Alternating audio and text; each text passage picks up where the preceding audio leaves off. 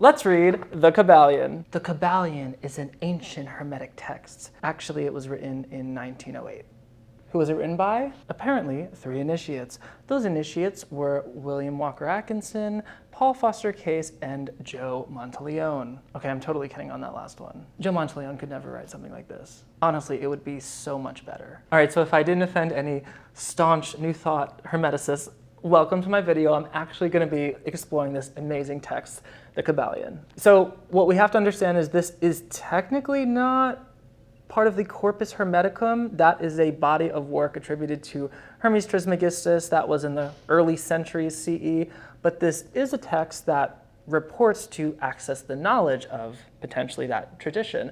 And, whatever your thoughts on it, it's pretty good. Even though it's presented in this like early 20th century post-occult revival, pompous, I know the secrets and you don't kind of vibe. But hey, I could get down with that. I read stuff like this. But before I begin, I really gotta put on my Hermetic glasses. I know these things look like Victorian clockworker, steampunk kind of thing, so I think it's appropriate. All right, so let's get into this bad boy, shall we? So let's start with the introduction. It says, we take great pleasure in skipping the introduction. Chapter 1. Hermetic philosophy.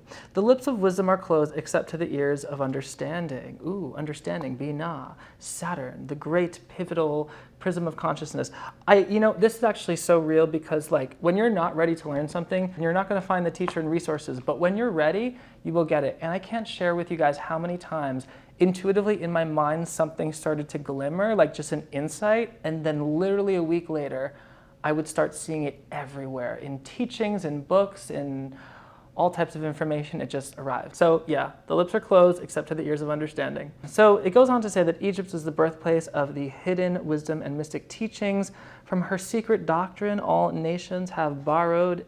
India, Persia, Chaldea, Media, China, Japan, Assyria. Okay, so we're going into perennial doctrine. We love it. I'm all for it. And then it talks about Hermes Trismegistus, who was supposedly the originator or mouthpiece of this Hermetic tradition and ancient wisdom. Love it. They compare him to a contemporary of Abraham. This was like a big thing in the Renaissance. In the Renaissance, there was this whole just like we do now, we kind of fetishize the past, right? We fetishize this ancient wisdom, though, it's real too.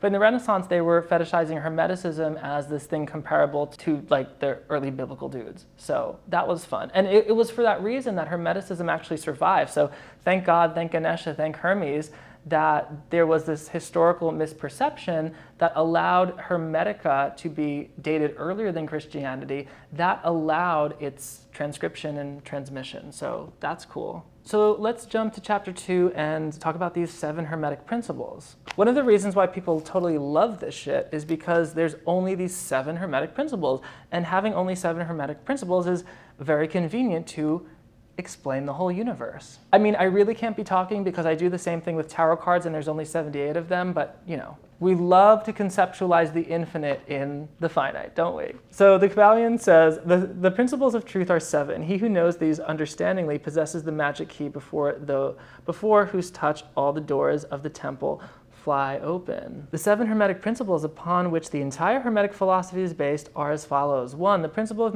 mentalism. 2, the principle of correspondence. 3, the principle of vibration. 4, the principle of polarity. 5, the principle of rhythm. 6, the principle of cause and effect. 7, the principle of gender. Y'all know I might have a thing or two to say about that last one. These 7 principles will be discussed and explained as we proceed with these lessons. A short explanation of each, however, may as well be given at this point. Okay, so the most commonly recognized principle is the first one, and that's the principle of mentalism. It says, the all is mind, the universe is mental. So I used to kind of jokingly say that the Hermetica was kind of like the origin of law of attraction, and law of attraction was kind of like the kind of leftovers, the superficial leftovers of Hermetica. I mean, the truth is it's all consciousness. So no matter what you say, it's consciousness, it's awareness, it's just the ultimate reality. But this first principle is really important, and it kind of sets you up to really understand all the other principles.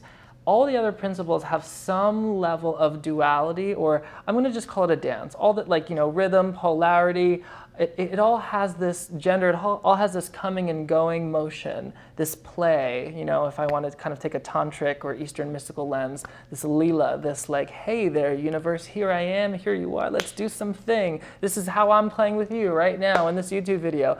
And the play, that kind of experience of duality that allows for the subsequent Hermetic principles, the seed of that is in the first principle. So that's really what we want to understand. The universe is mental. Now, this big mind that this principle is going to start talking about, it's not like it's just your mind. So we're not going into this scary solipsistic place. So if you're going there, stop, come back. We're going to take it one step at a time. One word we can use to replace it is consciousness. And that might be my inner non-dualist speaking, but consciousness, awareness, the ability of the universe to know itself, that's the basic thing. So the universe is mental. So it says the principle embodies the truth that all is mind. It explains that the all, which is the substantial reality underlying all the outward manifestations and appearances which we know under the terms of the material universe, the phenomena of life, matter, energy, and in short, all that is apparent to our material senses. The all is spirit, which in itself is unknowable and undefinable, but which may be considered and thought of as an universal, infinite, living mind. Okay, there's a real importance of unknowability, okay? And I want to pull a little from the Advaita Vedanta tradition here to explain it, because at this level of work, we're really in this ontological existential place of what is the underlying reality through which we can experience and know things. And the reason why it's unknowable, the reason why, God, for lack of a better word, is invisible is because God, the unknowable, the big mind, the all, whatever you want to call it, is that which all objects appear as through. It is so subtle that it precedes the object. And so we might say it's invisible, but it doesn't have a quality. If something is an object of your awareness, the quality that it has to be an object, that in itself can only exist after the foundation of the all, of the ultimate reality. And that all ultimate reality is ultimately the mind that is apprehending the object in question. If the all was an object, it would be second to that through which it is apprehended or understood. All right, I hope my mic's not too loud. I get really excited with these things sometimes. Okay, let's go to the second principle. The principle of correspondence. Oh, we have a big line coming in. We have a mic drop moment. You ready? You've probably heard this one. Ready? As above, so below. As below, so above. So the famous line of our OG, Hermes Trismegistus, the disc jockey of this human mystical tradition, he comes in his famous track, the Emerald Tablet. Where is it? This guy over here, and he says, that which is above is like that which is below, that which is below is like that which is above. So let's jump in. The Kybalion says, this principle embodies the truth that there is always a correspondence between the laws and phenomena of the various, I get gaseous when I do mystical things because all of the sattva, all of the mercurial energy comes through and I start to float. Okay, sorry. The old Hermetic axiom ran in these words, as above, so below, as below, so above. And the grasping of this principle gives one the means of solving many a dark paradox and hidden secret of nature. There are planes beyond our knowing, but when we apply the principle of correspondence to them, we are able to understand much that would otherwise be unknowable to us. The principle is of universal application and manifestation on the various planes of the material, mental, and spiritual universe. It is a universal law. Okay, I want to take a quick little detour and turn this thing inside out, because when most people think of as above, so below in the law of correspondences, they think about astrology, which is totally valid because it's totally related and absolutely the vibe. So what's happening in the cosmos and the larger scale of things, the planets, the signs, all that is happening below in our terrestrial level, in our terrestrial scope and experience. That's cool. However, mystically, and maybe a number of you will disagree with me, and that's totally cool, but if you can reverse this and approach this mystically, things really happen. What do I mean by reverse it? So instead of thinking like the above is the sky and the cosmos, which has all corresponding events below, what you can do is approach it like the above is the consciousness that you are as a participant and unit of this big mind, the subject, and the below is anything you experience as an object within to your big mind. So in this way, the divine machinations of this big mind, which is you as a conscious being included, that is met with its own correspondence in literally the outer world, including the planets and the sky and everything. This is one of the deeper mysteries of the Magician card, as above, so below. Yes, there is a transmutation of higher forces into lower forces, but more ontologically and more interestingly to me, there is a transmutation of forces from the ground of being, which in this book is calling the all, or the big mind, that and the particulars that show up around you, which is anything that you can do, make, change, differentiate, anything that is here or there, coming or going in time or space, because it has a beginning and an ending. If you're interested in that level of work, well, I can't teach it to you over a YouTube video. You'll have to join Tarot Mysticism Academy and we'll have to work together for a while. But let's return to our fun Kybalion. Almost as if to reiterate what I just said, the Kybalion goes on to say, just as a knowledge of the principles of geometry enables man to measure distant suns and their movements while seated in his observatory, so a knowledge of the principles of correspondence enables man to reason intelligently from the known to the unknown. Studying the monad, he understands the archangel. The monad that I am emphasizing here is not this mystical thing that you have to arrive at. It is the thing that by definition you are participating in right now, because it's a monad. There is no second to the monad. It's the unity of things. Literally, like, all you have to do is glimpse this once, your whole life will change. It's literally the best. It's like a complete release. Okay, I'm getting on my mystical shit again. Let's return to the Kybalion. 3, the principle of vibration. Nothing rests, everything moves, everything vibrates. The principle embodies the truth that everything is in motion, everything vibrates, nothing is at rest.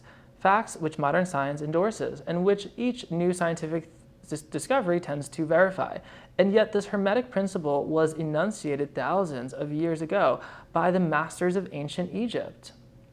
The principle explains that the differences between different manifestations of matter, energy, mind, and even spirit result largely from varying rates of vibration. From the all, which we know what that is, which is, you can compare to the monad, the absolute consciousness, God, whatever you want to call it, the substratum, the ground of being. From the all, which is pure spirit, down to the grossest form of matter, all is vibration. There's a subtle doctrine there, okay? The higher the vibration, the higher the position in the scale. The vibration of spirit is at such an infinite rate of intensity and rapidity that it is practically at rest. Okay, there, they give it to you. That's like the inner teaching. So if spirit vibrates so fast that it is practically at rest, it's almost like it makes a full circle, right? It goes, vibrates faster, and then it's almost like at rest where it started. That's essentially the mystical quest. So as we ascend the planes, one might say that we vibrate faster and faster. We raise our consciousness so much that we arrive at the very beginning. And this is, in some ways, the structure and policy of tarot. We know that the tarot cards illustrate this mystical, alchemical, or soteriological process from lack of knowledge to absolute knowledge.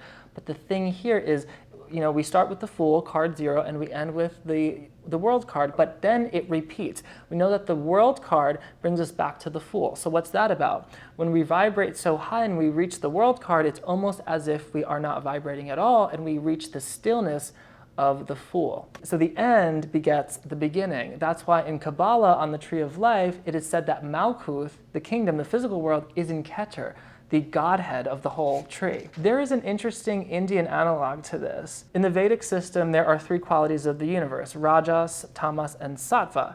Tamas is the lowest quality. It's like rest, relaxation, laziness, among other things, and there's a stillness to it. And Sattva is the highest quality. There is a spiritual stillness to it. And one of the things that is taught is that in Tamas, it's easy to mistake the rest nature for the spiritual nature, but it's not the same. At the level of rest, there is still duality and things that need to be worked on, but that same stillness can be perceived in the spiritual nature of Sattva, but in Sattva, it's a totally different thing. It's not laziness because somebody doesn't want to work, it's stillness because somebody is at peace. So then it goes on to say, from corpuscle and electron, atom and molecule to world and universes, everything is in vibratory motion. This is also true of the planes of energy and force, which are but varying degrees of vibration. And then it gets really fun. It says, he who understands the principle of vibration has grasped the scepter of power. So if you want to transform into Sailor Moon with the magic moon scepter, vibration is for you. Sailor Moon is such a vibe. All right, let's continue with number 4. The principle of polarity. Everything is dual. Everything has poles. Everything has its pair of opposites. Like and unlike are the same. Opposites are identical in nature, but different in degree. Extremes meet. All truths are but half-truths. All paradoxes may be reconciled. So, yeah. So the tree of life is an expression of the experience of dualism.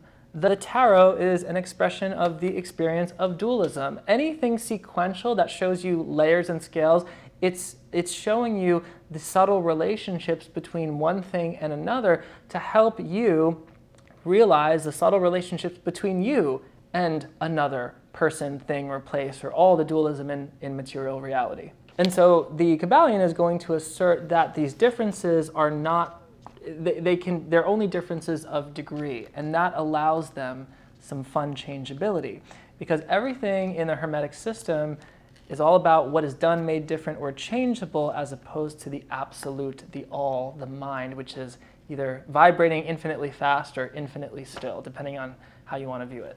Okay, number 5, the principle of rhythm. Everything flows out and in, everything has its tides, all things rise and fall, the pendulum swing manifests in everything. The measure of the swing to the right is the measure of the swing to the left. Rhythm compensates. This is a huge one. And if you're watching my video and my channel right now, it's likely that you are probably kind of similar to me. You know, maybe you've been through some shit. Maybe you're kind of sensitive. Maybe you've had a lot of feels. You know, you've had extreme moments of life, extreme ups and downs. I used to have extreme ups and downs, and then I settled all that shit with mysticism. But you know, it's like some of us are really sensitive creatures. We go out into the world and it's like a roller coaster. It's all this rhythm. The pendulum swings, you know. We have our good days and our really blue days, and what a fun ride we're on, right? Anyway, in this book, the law of rhythm sheds a light on that process. And the big idea, the technique that it's going to eventually teach you, that I may or may not read in this video, is how you can climb that pendulum. So the way that you can think about it is, if you have a pendulum, and this could be like your mood. You know, maybe you get moody sometimes and things are like really yucky and the world seems horrible and everything sucks, and then you have days where you're really high and really great and really feeling it and feeling yourself and feeling your oats. The idea is, when the pendulum shifts into that darker place, into that lower place, you can climb up the pendulum to the pivot point, to the fulcrum, and neutralize yourself there until the pendulum swings back into a place that is fun for you.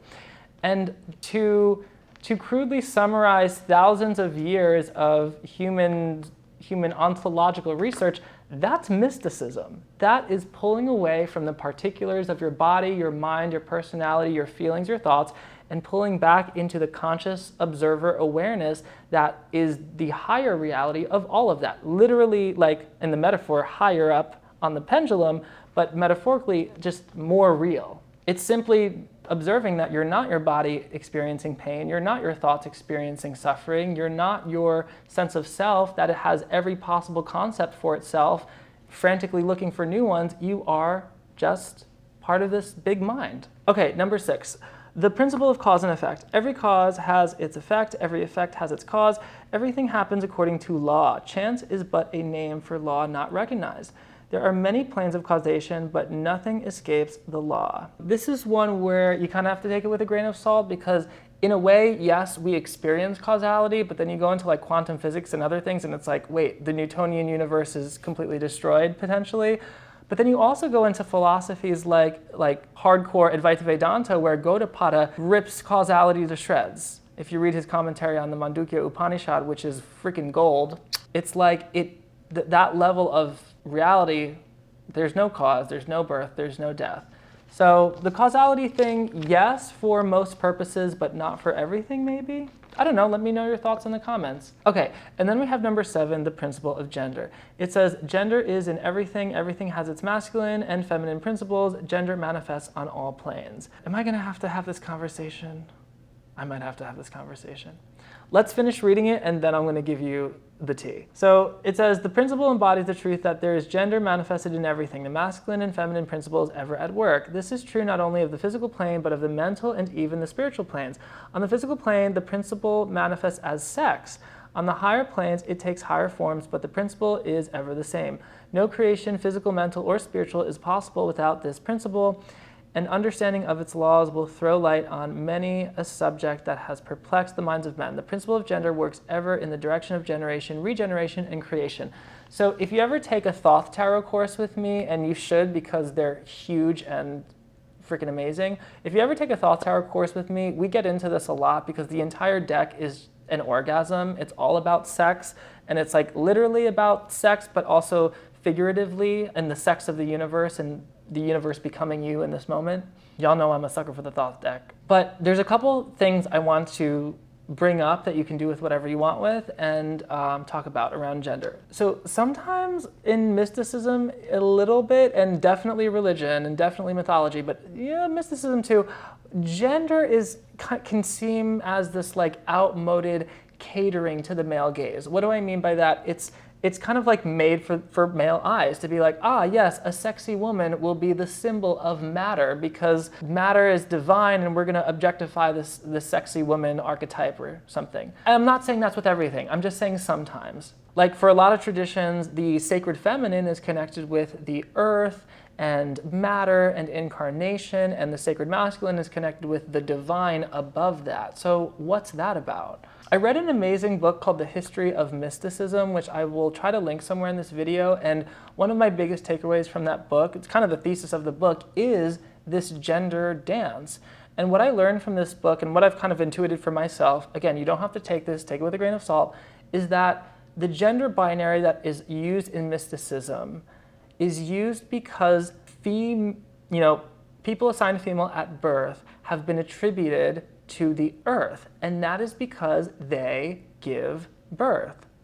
And people assigned male at birth have been attributed to the sky gods, to the invisible aspect of the divine, and that is because their participation in the procreative act is not as visible. And that is where I am settling all of this outmoded gender stuff in spirituality. I'm not saying this is for everything. There's a lot of other uses of gender in sex magic and spirituality and tantra and other rituals, but I'm just saying in general, that's my current solve for this. It doesn't have to be yours. And then it goes into mental transmutation. And the one thing I'll say about mental transmutation is if you're a high magician, if you're a hermeticist, if you're transmuting right and left, that's great.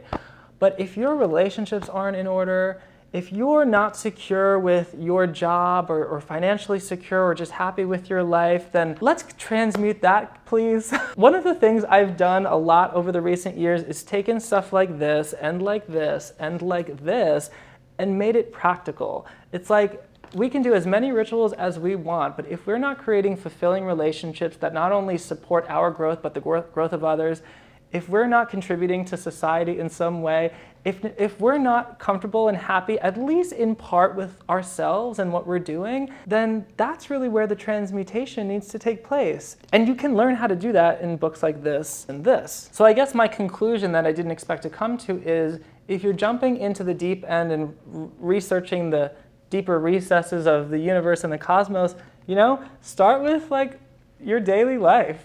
So this was just some of my irreverent thoughts on the Kybalion. It really is a deep text, and I didn't even tell you my personal story about it. Maybe I'll tell you that in another video because it really helped me through a lot. If you're interested in studying Hermeticism, Kabbalah, Tarot, mystical philosophy in a practical way, you can find free classes and full courses in a curriculum at tarotmysticismacademy.com. Let me know if you have any questions, and I will see you in the next wormhole. Much love.